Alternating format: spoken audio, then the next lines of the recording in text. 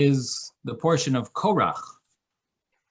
And Korach, as we know, started in a big rebellion against Moshe Rabbeinu, against Moses. And it's a very unclear what exactly his complaint was. In the Chumash, you have numerous statements that are being said back and forth, and the commentaries try to figure out. We also know the midrashic. There are midrashic statements that we know of. One of the most famous statements is from the Medrash. Rashi brings it, is that Korach had all of his followers wear a blue tzitzis, blue garment of, they came to Moses with a blue garment asking Moses, does this garment need tzitzis? So Moses says, yes. They said, what do you mean? If the entire, if a string of blue exempts an entire garment that's blue, for sure it shouldn't need tzitzis. The entire garment is blue. And then he had another claim. A house full of Sfarim, does it need a mezuzah? If he wanted to claim it shouldn't need a mezuzah, it's full of Sfarim, it's full of Jewish books. So he had some interesting claims. We also know he was angry that Aaron became the high priest. We know that he was angry that Elitzaphan ben Uziel became the leader of the tribe of the Levites. And it seems like he's angry that Moses has this position. He's angry that Moses is making himself on top of everyone. So he's got a lot of complaints. And the surprising thing is that his colleagues are not exactly on the same page as he is. They also have complaints, but they have different complaints. They're not exactly the same complaints. It seems like it was a group of angry people. They're all angry, but they have different, they each have their own issues. And they just join together because they have a common enemy. They all seem angry at the situation, and they're not happy with what's going on, and basically they join together. And the reason I say that is because Rashi brings down that Korach, he knew that only one person is going to end up winning this whole debate, and everyone else is going to lose. So Korach convinced himself that it's going to be him. Now, if one of them wins and everyone else is going to lose, the simple meaning is they're all going to die. And he's going to be the only one who's going to be saved. One is Nimlot, not just win. He's going to be saved. One will be saved. They're all going to lose. They're all oivdim. They're going to die. And what about the rest of his people? He didn't really care about them. He's caring about himself. He thinks he's going to win because he foresees that he's got a descendant who's going to be very successful, is going to be on the level of Moses and Aaron. And so he thinks must be that he's probably going to end up being the winner in this debate. And who was his descendant who he foresaw? Anyone remember? We learned this in the prophets, that Korach, Shmuel, that's right. Shmuel, correct, thank you. Shmuel came out as a descendant of Korach. Shmuel's father's name was Elkanah. And one of Korach's sons, his name was Elkanah. And so basically, Shmuel is a descendant of Korach, and logically, one of his sons will be one of Shmuel's father will be named after one of the people in his lineage from his ancestors. So, in any event, that's who Korach is seeing. He sees Shmuel. He says, "It must be that I am going to be the winner in this debate." Well, Rabbi Sachs is going to discuss what, at least one way of understanding Korach's mistake. Where did Korach misunderstand something? What was his mistake? In other words, obviously he was jealous. He wanted to be either the high priest. He wanted this position of leadership in the tribe, of the Levite tribe. He was hoping, to get some honor. And it's not surprising. People do like honor. And Korach, who was very knowledgeable and very wealthy, he had two reasons to think he should get honor: because of his wealth and because of his brilliance. And but the problem is that doesn't really suffice to give you honor. In fact, in Ethics of Our Fathers, it says, "He who runs after honor, honor runs away from him." And it seems like Korach was running after honor. Yes, Ben. Ben? I think Korach's mistake was, you asked what Korach's mistake was. Okay. His Sure. mistake was that the people he's complaining about are not the ones deciding. Hashem decided and told Moses what to do. Well, you did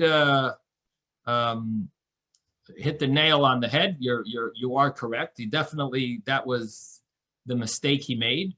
But it seems that the issue that Korach had, in addition to not acknowledging that, there possibly, was there are other mistakes as well. In other words, that is the general mistake he made. You're right. You're 100% correct. He definitely made that mistake, and he was debating. He was claiming it can't be that Hashem would have commanded Moshe to hire his brother and hire his cousin and not me. Forget about me. It must be Moshe's making his own choices. So you're right. You're definitely correct that he did think that it must be Moshe making his own choices, and he was wrong. It was of course Hashem. Moshe did not do anything on his own. It was all from Hashem. But what got him to make that mistake? Why did he believe that? Why would he have been so convinced that Moshe was doing everything on his own? So he obviously had some other mistakes in him that would cause him to think that way.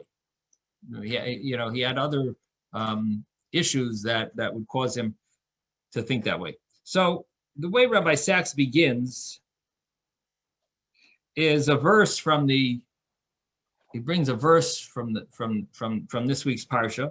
You have gone too far. The whole community are holy, every one of them. The Lord is with them. Why then do you set yourselves above God's congregation?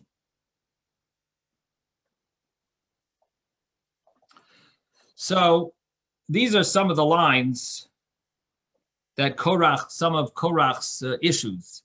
You've gone too far. Everyone is really holy, and you set yourself above God's congregation. So Rabbi Sachs is going to delve into those specific points and see which ones are correct, which ones are incorrect.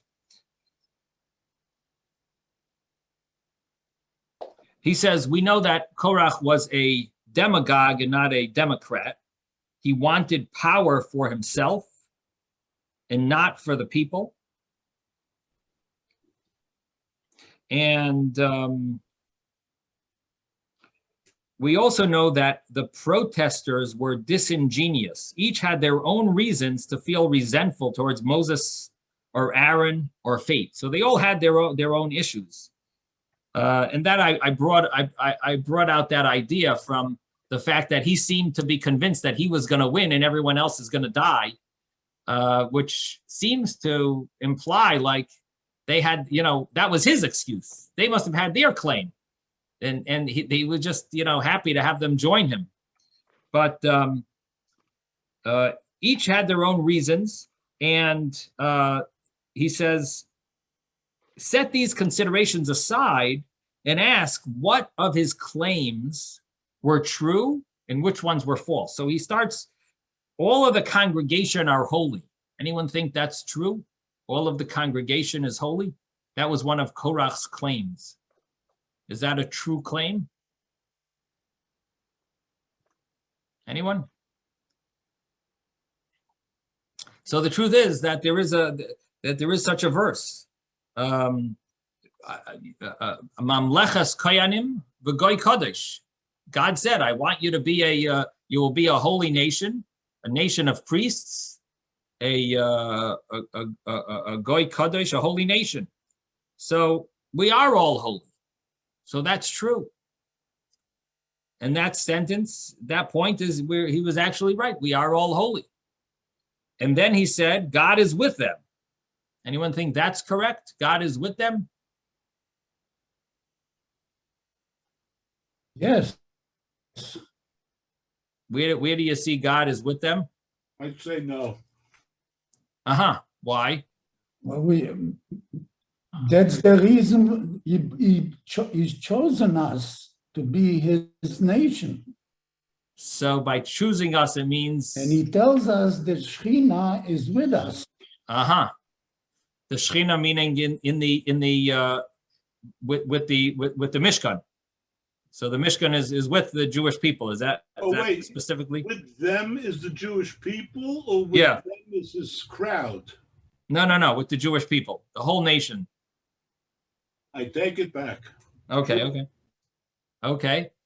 So the Mishkan would be one reason why Hashem is with them. I think also the neshama, the soul, they're all holy. They have a neshama. Hashem is with each and every one of us, our soul. Rabbi Sachs speaks about the sanctuary, but I think it could be, it could have truth to it as well with regard to the soul. And Rabbi Sachs brings the, have them make for me a sanctuary and I will dwell among them. And it says the cloud of Hashem was over the tabernacle by day and fire in the cloud at night, in the sight of all of the Israelites during their travels. So Hashem was with us. So these are all true statements. But Rabbi Sachs says his mistake was that the statement where he says, why do you set yourselves above God's congregation? And this is an interesting point that Rabbi Sachs says this is what makes Jewish leadership different than the way the secular world sees leadership. The world sees leadership in one way, and we see it the exact opposite. Very interesting point that he develops here, and that is that Korach saw leadership similar to all secular, nations in the world. Any nation that has a king, there's a certain way that the king rules, and the king is just like the lion is the ruler of the animals. The kings are the ruler of their nations. The same way, that's how Korach saw things. And he said, if Moses is the leader, that means that he's setting himself above Hashem's congregation. But that's not the Jewish meaning of leadership. And Moshe was not exactly above Hashem's congregation.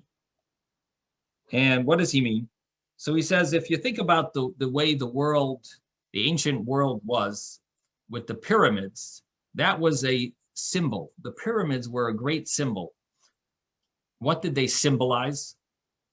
They symbolized the way kings think of the world. The bottom level of the pyramid is like the regular laborers, regular workers, regular people. And then you have the more elite people who are on top of them. And there are less of them. And then you have on top of them, you have the next level of elite and the highest elitists. And then you have the king on top.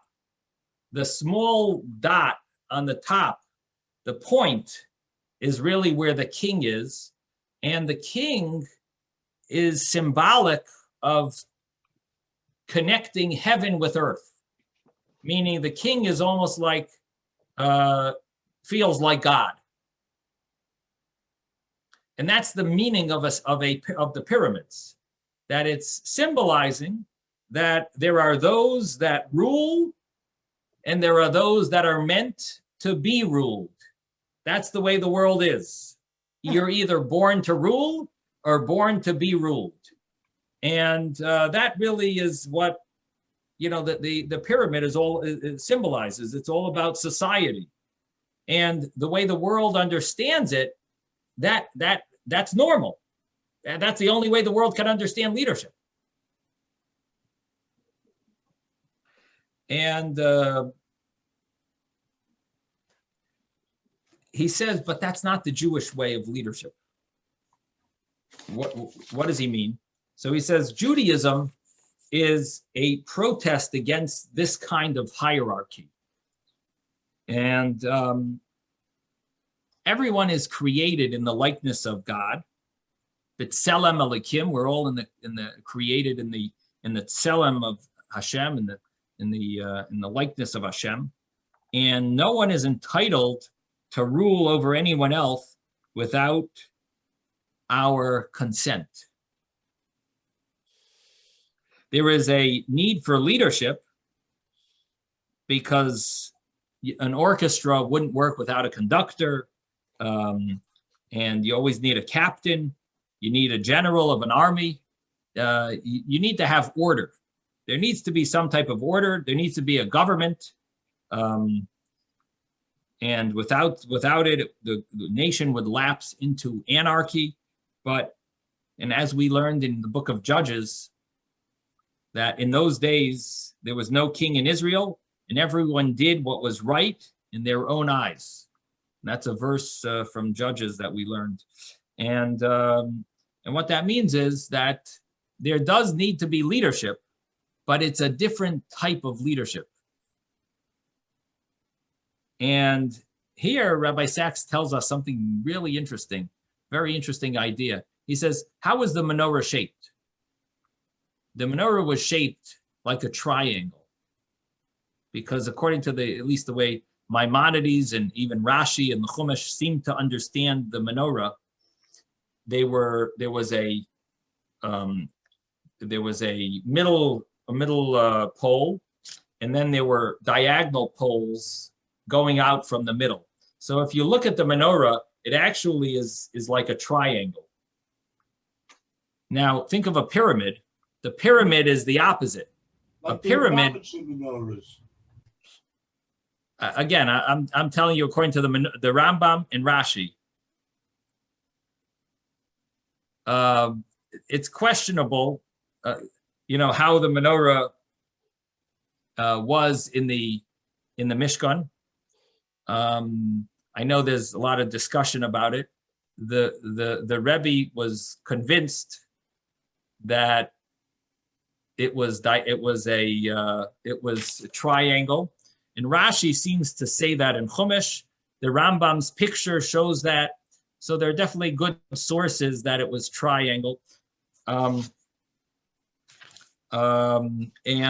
Rabbi Sachs follows that line of thought. That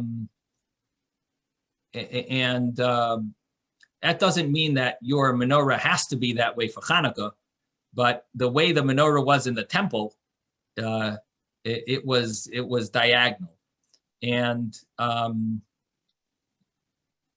And if you think about it, the way it's shaped, according to that, is like an upside down pyramid. So the point of the triangle is on the bottom. The flat side is on the top. The point is on the bottom. Again, think of the branches branching out. So you have a lot of branches on the top, which would be like the flat side of the triangle, and then it diagonals downward. So Rabbi Sachs says that's the symbol of Jewish leadership, the menorah. And he says it's the exact opposite of the pyramid. It's the inverted pyramid, broad on top and narrow on the bottom. So he says, what does that symbolize? That the greatest leader is really the most humble. And he brings a pasuk, of course, in Chumash, where Moshe, it says, Moshe anav ma'od mikol ha'adam asher al pnei ha'adama. Moshe was the most humble of all people on the face of the earth. So he says it's really different than the secular idea of leadership, because the secular idea of leadership is the leader is on the top and everyone else is his full-fledged subjects. And here, somehow, the leader is on the bottom. That's the point. The point is the leader who teaches and encourages, inspires the rest of the people, and organizes them, directs them. And this is the idea of leadership,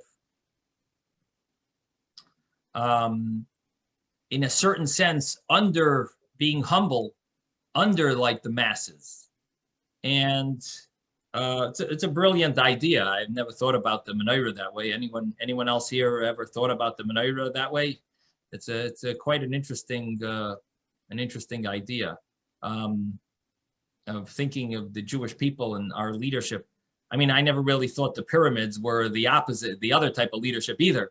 That it symbolized leadership. I don't know is that common understanding that the pyramid symbolized leadership? It's also, I think, Rabbi Sachs's innovative thought, which is a brilliant thought, brilliant concept. He says that there is a term. He brings it from a secular book. It's called servant leadership. But this idea, he says, even though the book doesn't acknowledge that it's from the Torah, he says the source of it is in the Torah. And the highest accolade given to Moshe is that he was the servant of Hashem, Eved Hashem. And he's given this title 18 times throughout Tanakh. Eved Hashem, servant of Hashem. He says even Joshua, his student, is given that title twice. And that is, it's emphasized, he says, in the law regarding a king.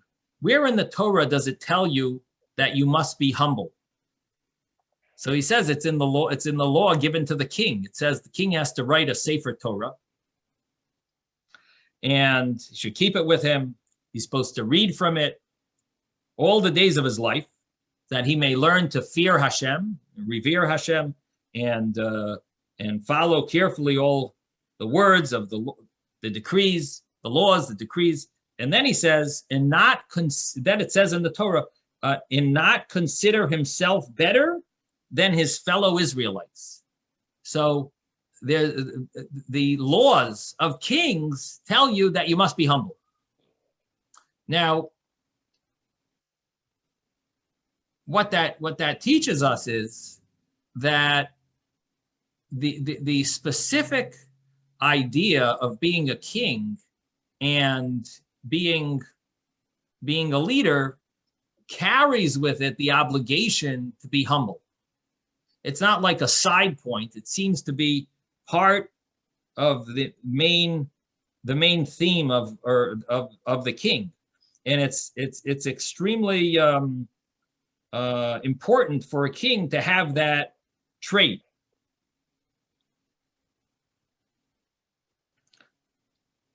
Not consider himself better than his fellow Israelites.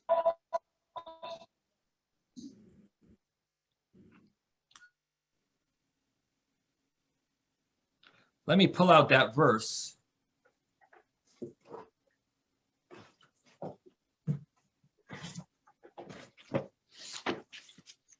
It's in Deuteronomy, the chapter 17.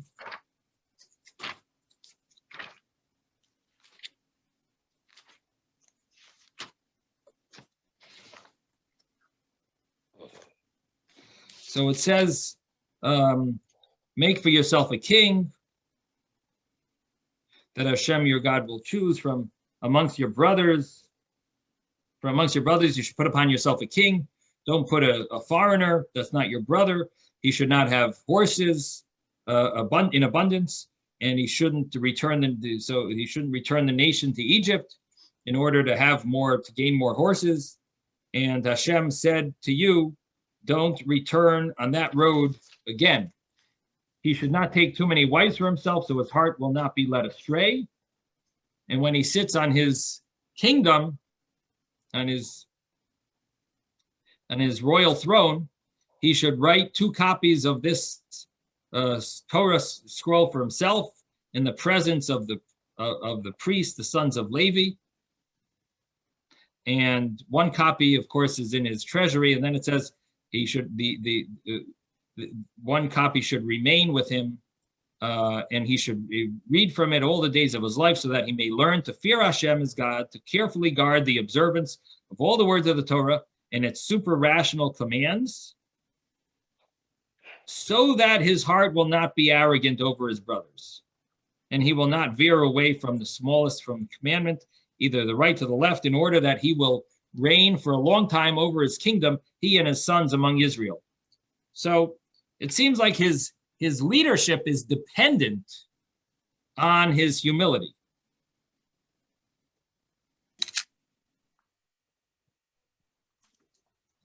And or following the commandments is dependent on his humility, and his leadership is dependent on following the commandments.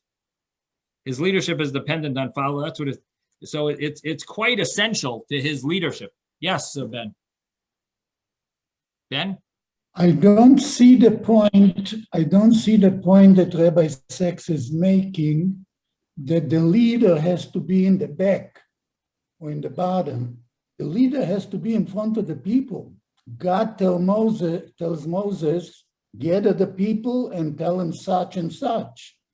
Gather the people, tell them that. He's not telling him to stand behind and tell him. So good question. Very good question. So what Rabbi Sachs is getting at is not that he emphasized earlier, not that you don't need a conductor, not that you don't need a leader. Not that you don't need a king. You do need a king. You do need someone to organize everyone, to lead everyone. They even have to fear him. But at the same time, there's a major important element that most kings miss out on, and most leaders miss out on, and that is humility. And that is that although he's leading them and he's holding them up on his shoulders, he's lifting them up, and he's basically leading them. He's getting them to move forward. But at the same time, he is humble. Not that he's behind them. It doesn't mean physically that he's below them and he's not there in front of them, but it means in spirit, he's humble. He's below them in spirit. It's symbolizing that idea. I would think that Moses and Aaron would be on top on each side of the menorah and lead the people from there. So you're talking about from a physical sense, they're on top, but from a feeling of humility, they're on the bottom. I think it means that Moses not on the bottom, just that they have humility. Uh-huh. They don't have to be fine. on the bottom to have humility. Uh-huh. Okay. Yes, Irving. I think it means that Moses is no better than the people. Uh-huh. He's not smarter. He's not be in the middle. Better. He's equal to the people. Then he would be in the middle. Mm-hmm. Uh-huh. Okay, well, I mean, we do know that Moses is the epitome of Eved Hashem, the servant of Hashem. There were no prophets that even reached the level of Moses. Moses' level of prophecy was above and beyond all the other even prophets. So he definitely reached heights. As Hashem spoke to him, panim dibra. Well, it says asher pe'el pe'ah davar boy umara v'le b'chidos, that it says Hashem spoke to Moshe pe'el pe'ah, mouth to mouth. Moshe did not have to fall asleep. There were definitely some unique elements of Moshe, that he had definitely some special, reached very high levels. Even the level of when he passed away, he reached the level of Har Nevoi in Mount Nebo. He's buried on Mount Nebo, and the Hebrew word for Nebo is Nun Boy, Har Nevoi. Nun, that means he reached the level of the 50th level of Bina, which is impossible for a human normally to reach. That he reached that level, Chamishim Shari Bina Nun, the level of 50, he was able to reach that when he passed away. So definitely he was higher than everyone on a spiritual level, it seems like. Yes, Avram. But you're muted. You have to unmute. Avraham. Maybe it means leading by example.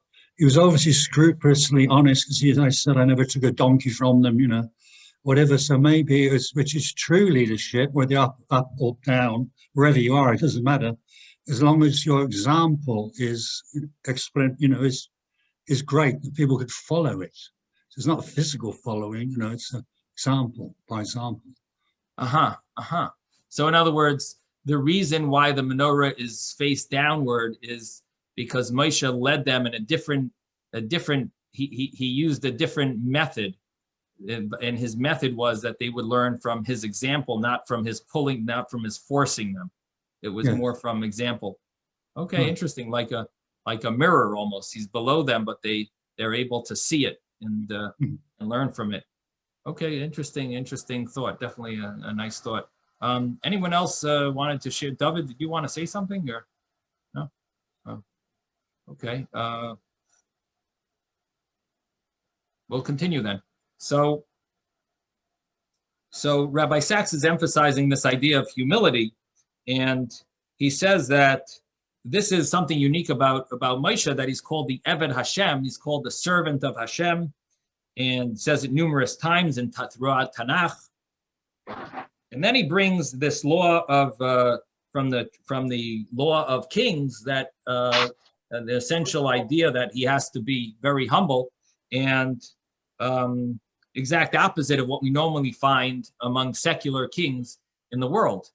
And then you have how Maimonides describes the proper conduct of a king. And that's what Rabbi Sachs then brings a whole paragraph from Maimonides about, Maimonides does have a whole book about the laws of kings, but Rabbi Sachs brings a paragraph, a few small paragraphs from him, that just as the Torah has granted him the great honor, obligated everyone to revere him, so too it has commanded him to be lowly and empty at heart.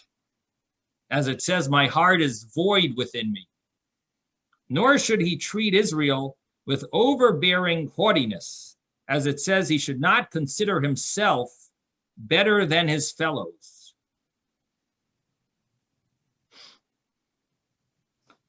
He should be gracious, merciful to the small and the great, involving himself in their good and welfare. He should protect the honor of even the humblest of people. When he speaks to the people as a community, he should speak gently, as in, listen, my brother. Listen, my brothers and my people.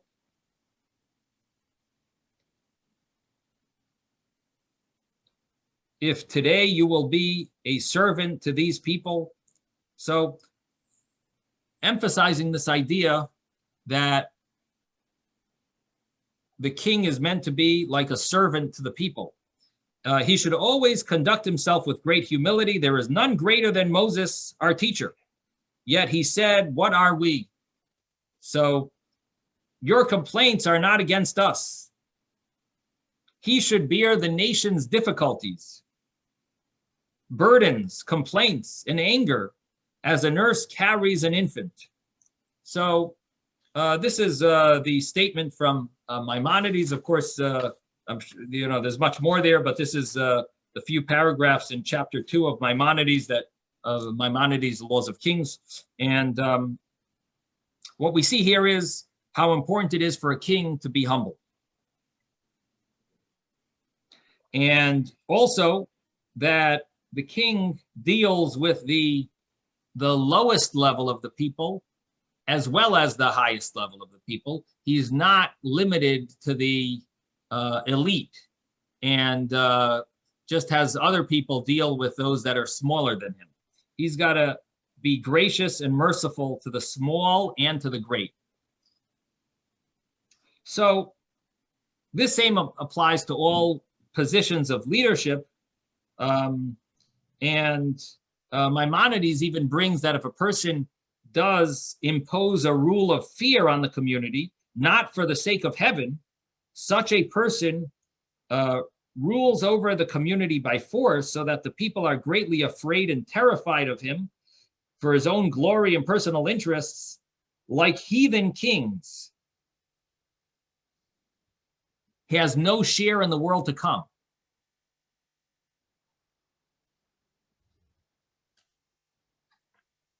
So Rabbi Sachs says this is not, it's not that no kings behave this way. They all behave this way, but this is not the Jewish way. This is not for a Jewish king to behave. In other words, these are all, it's normal for a secular king to impose a rule of fear on the community, not for the sake of heaven. But the Jewish king does cause everyone to fear him, but it's for the sake of heaven, not for his own sake, his own honor, his own purpose, and his own glory. So here, Rabbi said, yes, Robert. I just wanted to, what Avraham say, and part of the discussion with the pyramid being, again, the Pharaoh on the top and the ziggurats with, again, whoever's in charge on the top, with Moses on the bottom, and those who are above him are still in diminished stature than the top of the Chanukia or the menorah, because it's the greater amount of people. But the question I have is, I know that within Knesset, there's the positions of all of the desks are in the form of a menorah, okay? So the question is, I don't remember where it's positioned within, quote unquote, the hierarchy of authority in Knesset. Can anybody answer that story for me? I don't know if they read this article of Rabbi Sachs, the Knesset. Right, but that's what I've seen and observed. Again, the way that all the right. Desks and everything are a menorah. But I've never, well, because I never studied this before, I'd be interested if any of us recollect what's that symbolic of Jewish leadership in Israel today. So I don't know. Right, Isaac wants to say something. Yes, Isaac. Just that when it came to Shoftim v'Shotrim, it worked the other way. You had one person on top of 10, and then you had one person in charge of 100, and then 1,000. So in some form, at least in terms of Torah learning, it's not like everybody who's on the bottom is in charge. It flows up also. So you're asking a very good question, a little contradiction here. I was thinking of this because when Jethro gave his advice to Moses, what did he tell Moses? He told him, listen, you got to delegate and you got to deal with the hardest questions and let all your delegates deal with those that are below you. So it seems a little contradictory to this idea where Rabbi Sachs is saying, we have to understand. I mean, on the one hand, Rabbi Sachs is saying that he's below, that the leader is below, below everyone else in his humility. But in a certain sense, Moses arranged all those delegates to, the way he set it up, the way Moshe set it up, as Yisro advised, was that he will be any question that they can't answer, they'll bring to him, almost like he's in charge of the highest level of rabbis that have questions. But I don't think it's a contradiction, because as we see, the Rambam, mentions this idea that the king has to be dealing with, he should be gracious and merciful to the small and the great. So this idea of caring about the entire community and dealing with all of them and dealing with everyone with great humility is not a contradiction to the fact that you do things in an organized way where, things that, don't need to be, you have issues where someone has a claim of $100 against someone else. They don't have to go to Moses. You don't have to deal with things that are really, not necessary for you to deal with. But at the same time, the king is concerned with issues that are not being met by the people that are in charge. And the king does take concern of even small matters and even matters that he needs to deal with. So so I think that's the understanding here. In any event, Rabbi Sachs then brings two stories, and the stories that he brings, the first one is a story of Rabbi Gamliel, and the story is that Rabbi Gamliel was the leader, and he came from a line of leadership, lineage of leadership, and Wow, what was that? I think someone's. I muted everyone, so I think it should fix the echo. I think someone's computer caused an echo. So there was the story of Rabbi Gamliel is that he claimed a certain halacha, and Rabbi Yehoshua argued with him. And Rabbi Gamliel had him stand during the entire lecture as a way of imposing his opinion, because of course, his opinion is the opinion that was going to be the final verdict, but he wanted to, enforce it. And so he made Rabbi Yehoshua stand the entire time. And the other students, they couldn't handle that. They felt that this was, disrespectful to Rabbi Yehoshua, just because he had a different view. And therefore, they decided that they are going to depose Rabbi Gamliel from being the Nasi, the leader. And they actually had a question of who should they assign to be the leader. And they said, well, maybe Rabbi Akiva should be the leader.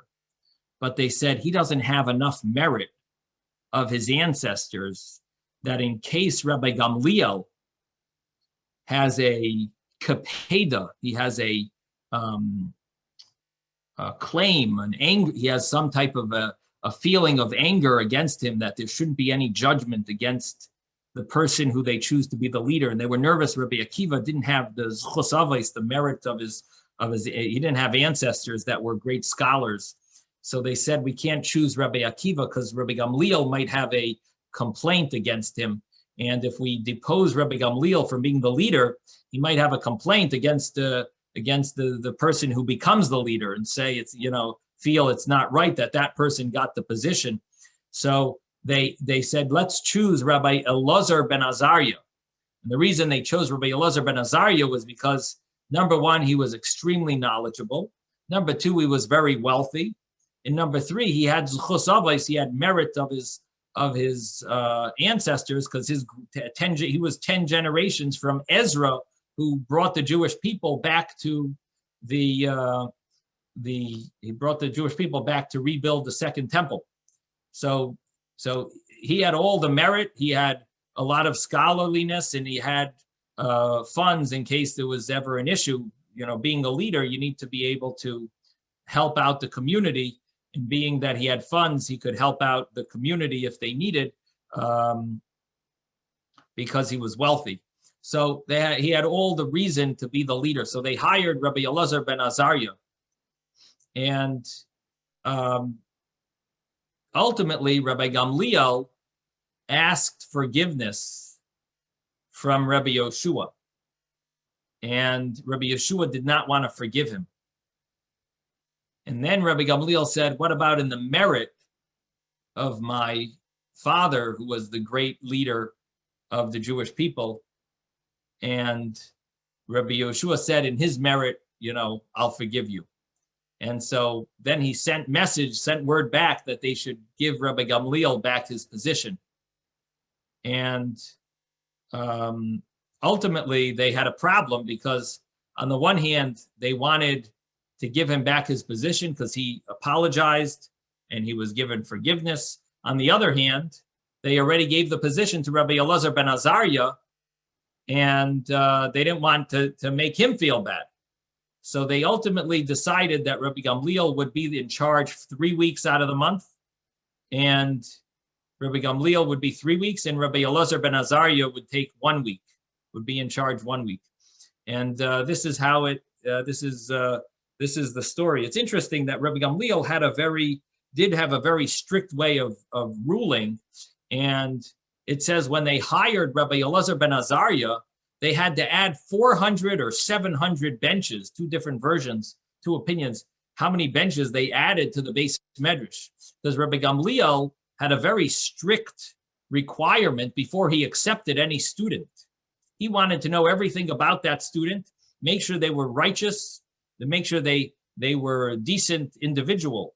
And Rabbi Elazar ben Azariah had the exact opposite way of acceptance of students. He opened the doors wide open, and he said, there's no application form. You just come in. Just walk in and sit down. You're welcome.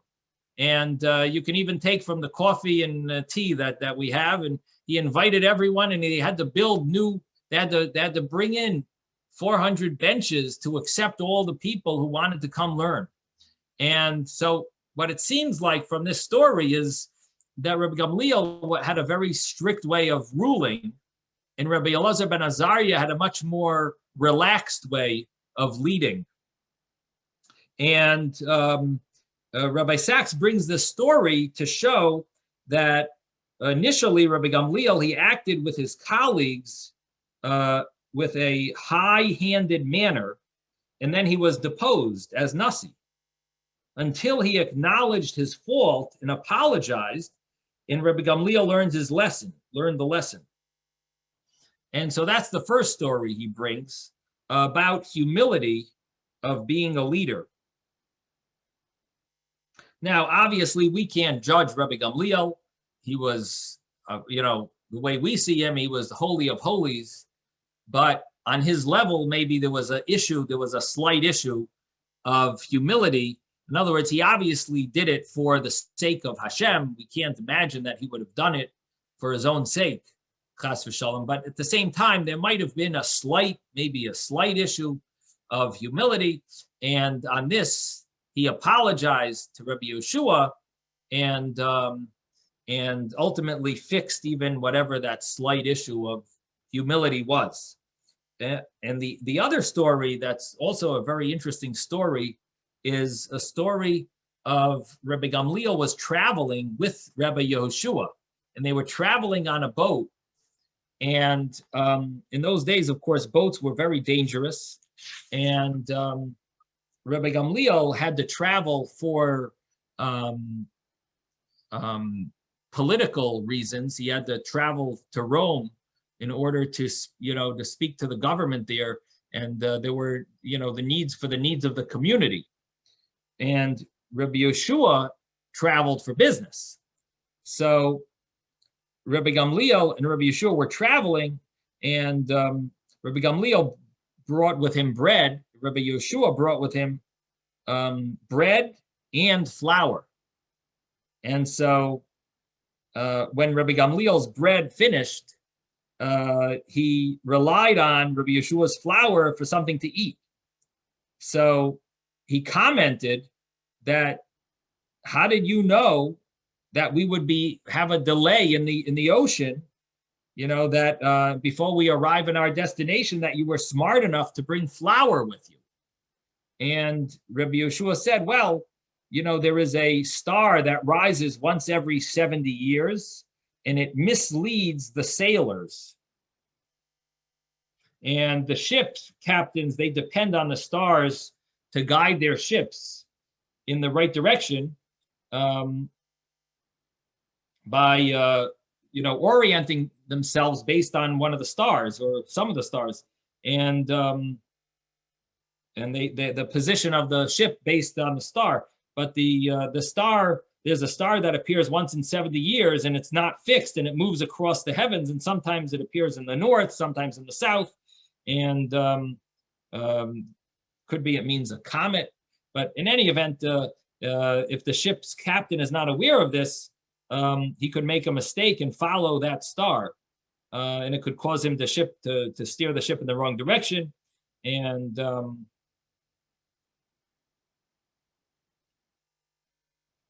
it could basically cause him a lot of lost time.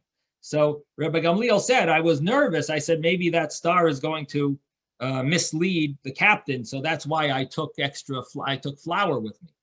So Rabbi Gamliel said to him, you possess so much knowledge, and yet you need to you need to board a ship, you need to travel to make a living. Like, if you are so knowledgeable, you shouldn't need to make a living with such a dangerous way. Going on ships was very dangerous in those days.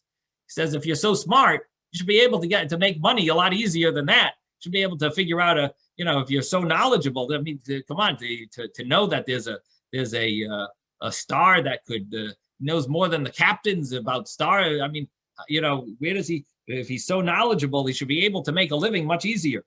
So Rabbi Yeshua answered him. He says, you're surprised about me, that it's hard for me to make a living and I need to go on dangerous trips? What about these two scholars that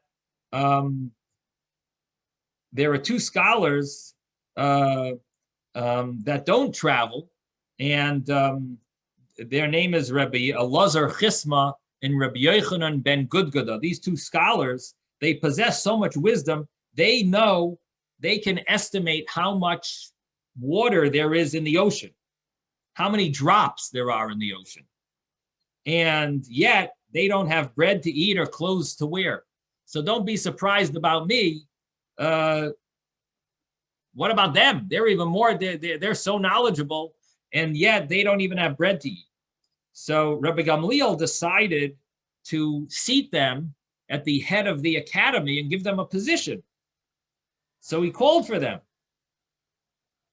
When he arrived home, of course, he called for them and they didn't come.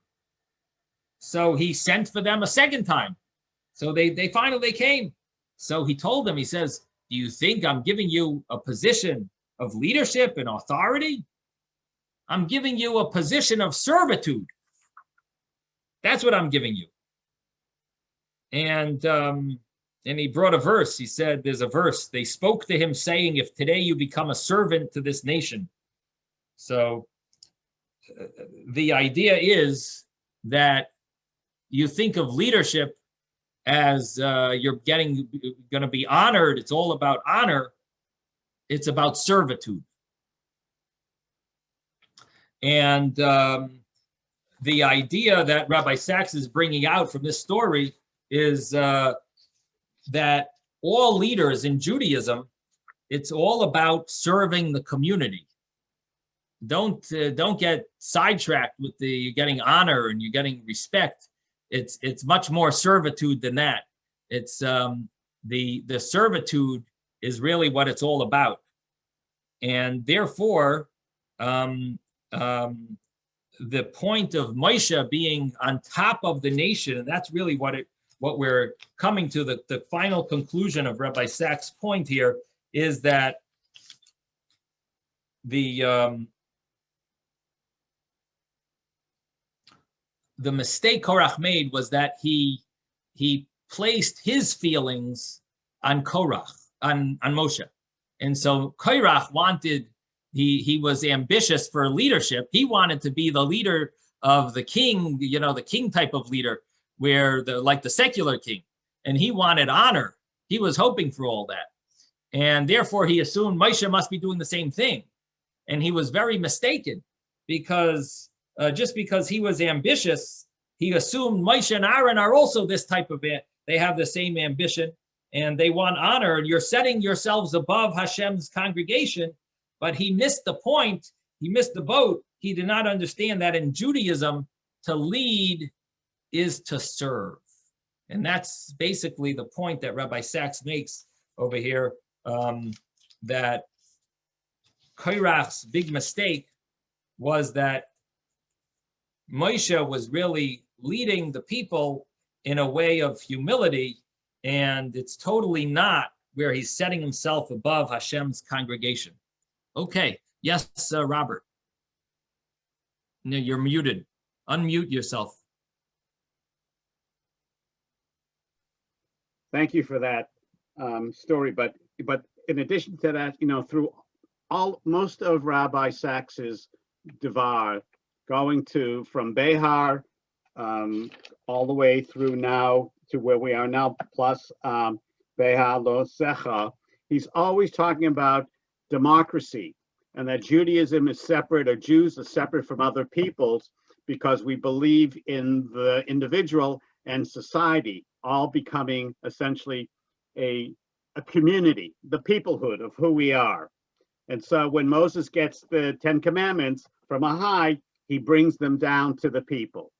When there's issues relative to people who are protesting and want to take over, there's a sense of not revolution, but of discussion. When we talk about now of the Chanukia or the menorah being inverted, and again, it is, those who are leaders are on the bottom because they instill sense of democracy through that levels until the broadest level are all of the people. And so to me, it's like Moshe is the first, is the believer in democracy, or the first Democrat with a small d. And that's who we are. Rabbis, you're leaders, but you're servants to the people, and you're servants to Hashem in your role of being an educator. So an educator, whether, Moses was an educator in so many ways, in providing for people an understanding of values and sense of justice, and for us to move forward all of the time. So that's my feeling. Okay, thank you, Robert. Nice point. So, any other thoughts on this? I was just going to mention that the story of these two rabbis, very interesting story, and how they didn't initially want their position. And I was just thinking of how it connected to some of the stories that we were talking on Sunday last week about how some of the rabbis were all nervous of dealing with kavod, with honor. Like they sort of didn't, they were nervous of, they got the honor, it might go to their head. It might affect them. They might lose their ability to be humble. So they really didn't want honor because they felt it could ruin their feeling of humility, and it would make them arrogant. And it seems like maybe that's what Rabbi Gamliel thought about these two rabbis, that they were so nervous. Of course, they would have loved to make a living, and a better living, and for themselves and their family, but they were too nervous that they weren't capable of handling the challenge that will come with it. That when they get this position of leadership, they will feel arrogant and not be able to. It might affect them. They might do things. They might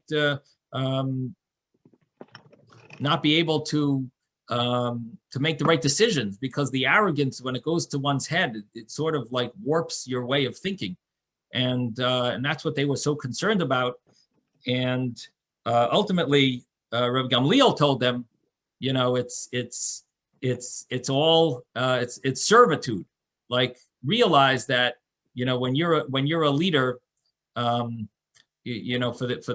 the Jewish people, if you concentrate on the servitude, if you concentrate on the fact that you are Hashem's servant and you're serving the people, you're serving Hashem's people, you won't be able, the honor will not have any effect on you.